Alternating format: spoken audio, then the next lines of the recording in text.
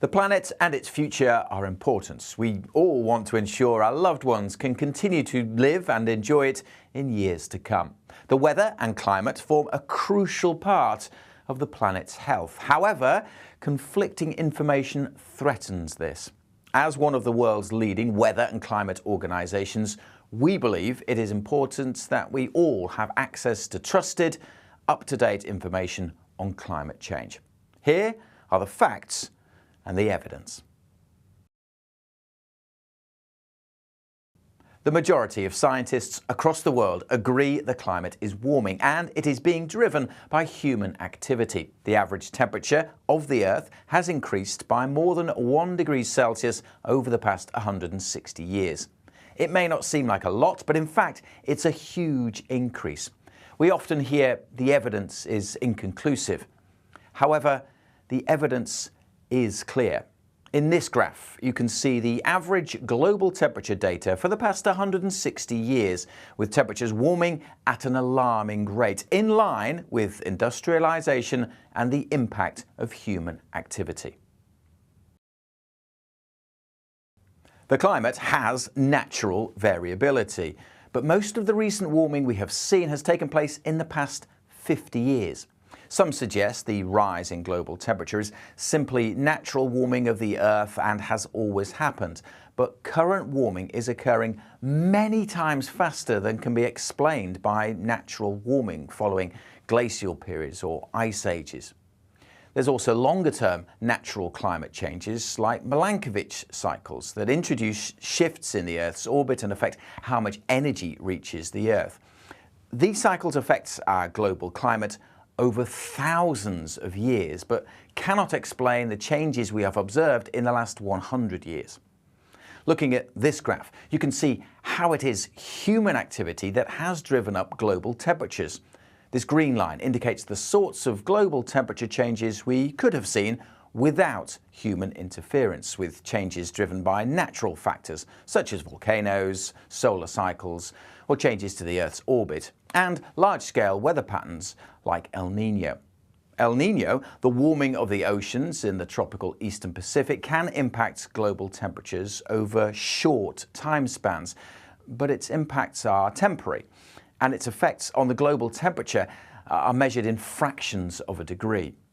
As the chart shows, the short-term impacts are spiked in global temperatures over time and are overshadowed by the influence of human activity. Most people associate the colour red with hot and the colour blue with cold. That's why this is the starting point for the vast majority of temperature colour scales, including the one we use here at the Met Office.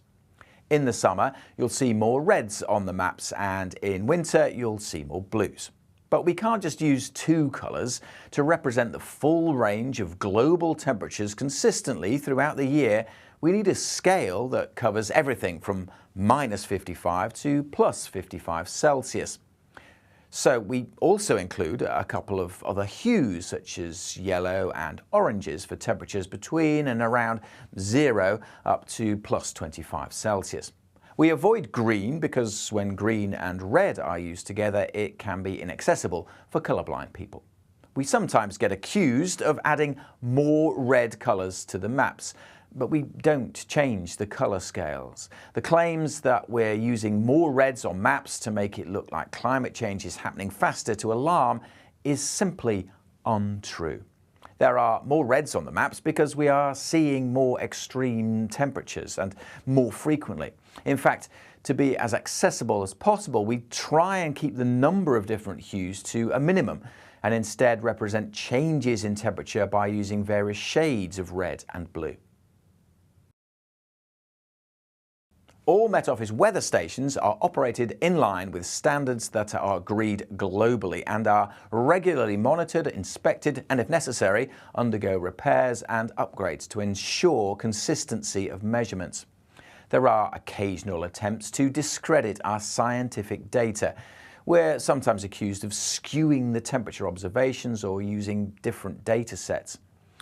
If a national record is broken, a specialist team will visit the observation site and carry out a rigorous inspection. That inspection can lead to the rejection of some records or observations if anything is found that might have unduly influenced the reading. All temperatures quoted on Met Office charts and forecasts are air temperatures, recorded by equipment inside a Stevenson screen at a standard height of 1.25 metres above the ground. Surface temperatures are sometimes used by scientists and organisations such as Copernicus, but are never used on Met Office weather charts. A new record daily maximum temperature of 40.3 Celsius was reached on the 19th of July 2022 at Coningsby in Lincolnshire, and a total of 7 stations that day exceeded 40 degrees, and 46 stations across the UK exceeded the previous UK record of 38.7 degrees Celsius. The extreme heat that month was far more intense and widespread than previous comparable heat waves. However, some people have questioned the accuracy of that 40.3 degrees Celsius temperature recording.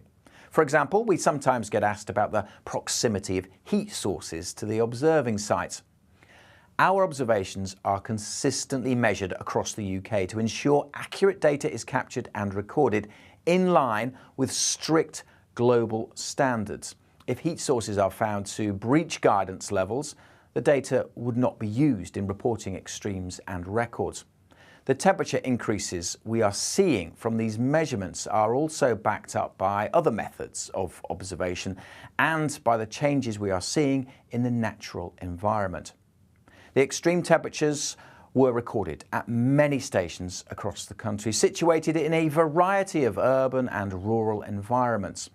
We can also be confident that climate change had a role in the UK reaching this temperature.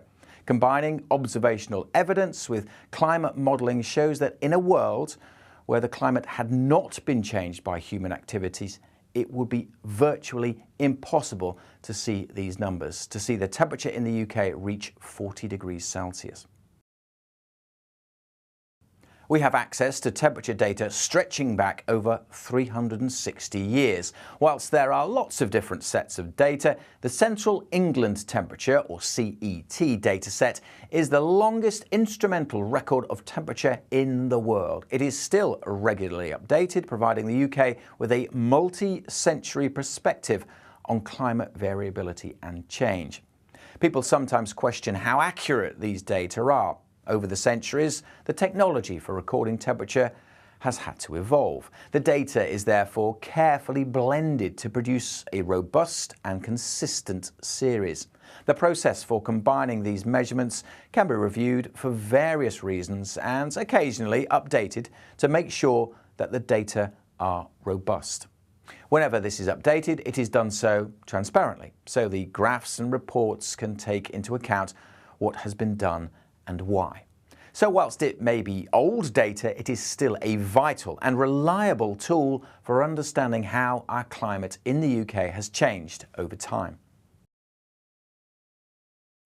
92.5% of the Met Office's next day temperature forecasts are accurate within 2 degrees Celsius, and 92% of the Met Office's next day wind speed forecasts are correct within 5 knots.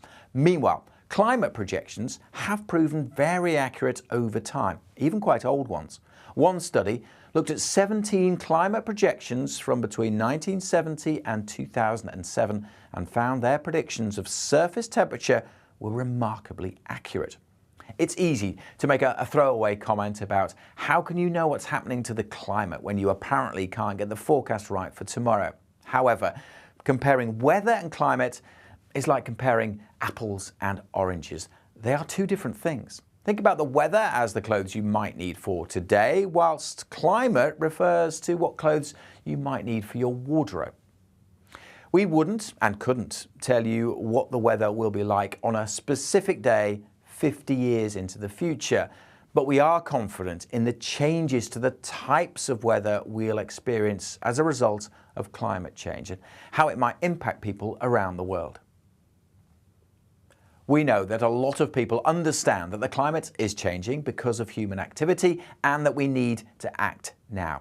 We really hope this video makes it clearer as to how we've got from peer-reviewed scientific evidence to the facts. We've dropped some useful links in the comments outlining the facts around climate science and some of the actions that you could take to make a difference. Get climate ready.